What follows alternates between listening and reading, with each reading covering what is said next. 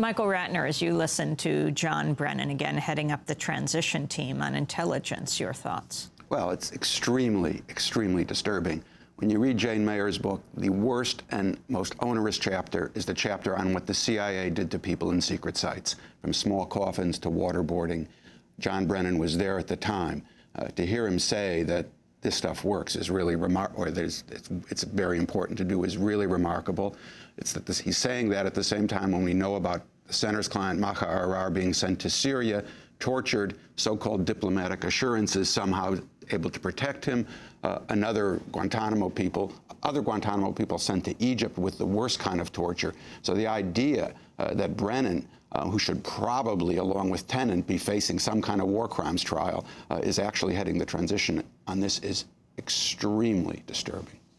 And Jamie Missick, Mel Goodman, talk about Jamie Missick her was the deputy director. She was the deputy director of intelligence during the run-up to the war and in the immediate post-war period. That was a period of politicized intelligence. That was a period of the corruption of the process. That was a period when all analytic tradecraft, all of the rules of analytic tradecraft were ignored. She passed judgment on the October 2002 estimate. She passed on the white paper, which was the phony paper that violated the CIA charter because it took classified material and then declassified it and sent it to the Congress only days before the vote on the authorization to use force in Iraq in October 2002. She was part of the slam dunk team that George Tenet was so proud of, that prepared a phony, not only that phony estimate, but the speech that Colin Powell gave, that outrageous speech with 28 allegations, all of them false, prepared in February of 2003, which was the case to the international community. Hundreds of millions of people heard that phony speech, and it's still an embarrassment to Colin Powell to this very day. She was part of the team that allowed George Bush to go before this country in January of 2003 in the State of the Union address and use a fabricated intelligence report to say that Iraq was getting rich uranium from a West African country. Jamie Missick was a part of all of this, and a lot of us were very pleased when Porter Goss actually fired Jamie Missick. My guess is he probably fired her for the wrong reasons and not the right reasons, but we were glad to see her go. And now for Obama to turn around, put Jamie Missick back in the CIA in transition and Brennan in the transition process, and then you look at people such as the former deputy lieutenant, John McLaughlin, who was also an intelligence advisor, and Rob Risher, who was a key operations advisor, who was the deputy to Jose Rodriguez, who's now being investigated by the Justice Department for the illegal destruction of the torture tapes. You know, you have to wonder, who is Obama relying on for advice on the Washington community? He's only been in Washington, we know, for 2 years, and obviously there are things he needs to know about national security, the CIA, and the intelligence community, and obviously he's listening to the wrong people.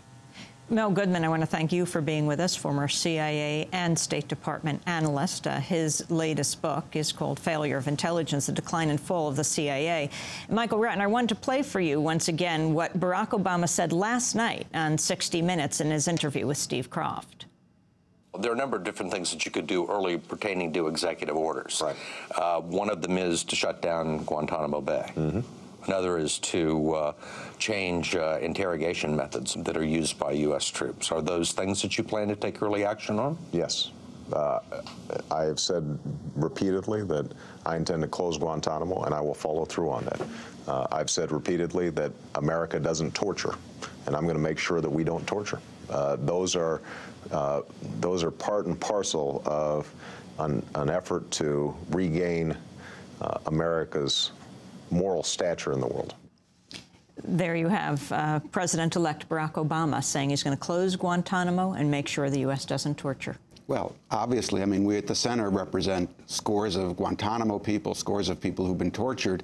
And of course, this is a very, very important statement. I mean, this is a shift. This is someone who I now believe will close Guantanamo, and I hope will apply the anti-torture rules to not just the military, but to the CIA and everybody else. So that's actually very positive. The negative part is really what we've seen come out, floated by ostensibly members of the transition team and others, which are two issues. I called it rewrapping Guantanamo to make it more palatable. Not at Guantanamo, but maybe here. One is preventive detention, and the other is national security courts. And they work together. If you really look at what Guantanamo was, it's essentially a preventive detention facility where the United States really tried to give people no legal rights to challenge that preventive detention. Finally, we got into federal court, et cetera. That's what it represents, preventive detention and bad court review. So what you see in these new proposals, which are really they're being floated slowly, maybe they're from academics, they're from transition people, saying we may need a preventive detention scheme, which is incredible to me. I mean, we've had 200 years of a country and never had to have a preventive detention scheme. Explain what you mean by preventive detention. Preventive detention is really what we see at Guantanamo. It's when you are put into a prison without being charged with a crime and without having a trial on that charge. It means you're put into a prison for national security reasons because you're, quote, dangerous. And in this case, the proposals that seem to be working together, preventive detention and national security courts, are yes, we may need to jail people because they are dangerous or national security threats. And even for that, their testing of that preventive detention can't occur in a regular court. We don't think they're sufficient enough. We're going to set up national security courts to do that. So what you're really seeing is a rewrapping of Guantanamo in a new paper to make it more palatable. I hope that doesn't happen. I hope there's huge objections. The idea that this country would go into a preventive detention at this point and special courts after we've been litigating for years to say these people have a right to get into a federal court and we shouldn't have a preventive detention scheme is remarkable to me.